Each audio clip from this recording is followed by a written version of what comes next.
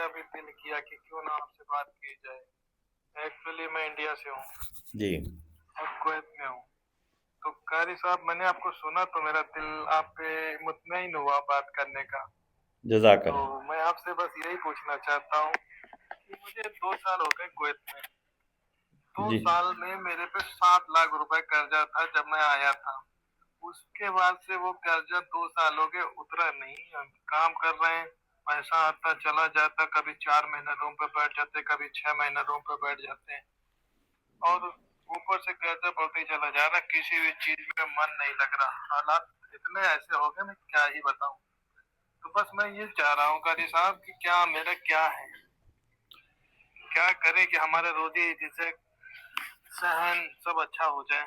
ایک حدیث پاک میں نے پڑھی ہے, اگر پہاڑوں سے بھی زیادہ قرضہ ہو تو اس دعا کو اگر کوئی شخص پڑھتا ہے تو اس کا قرضہ اتر جاتا ہے. محنت کوشش انسان کی ہونی چاہیے. یہ نہیں ہے کہ گھر میں بیٹھ کے وہ کہے کہ بس میرا اس دعا سے ہی قرضہ اتر جائے گا, ایسا نہیں ہے. کثرت کے ساتھ اللہم اکفنی بحلالک عن حرامک واغننی بفضلک من سواک. اللہم اکفنی بحلالک عن حرامک واغننی بفضلک من سواک. جتنا بھی قرضہ ہو, پہاڑوں سے زیادہ قرضہ سرکار نے فرمایا ہے, تو قرضہ اتر جائے گا.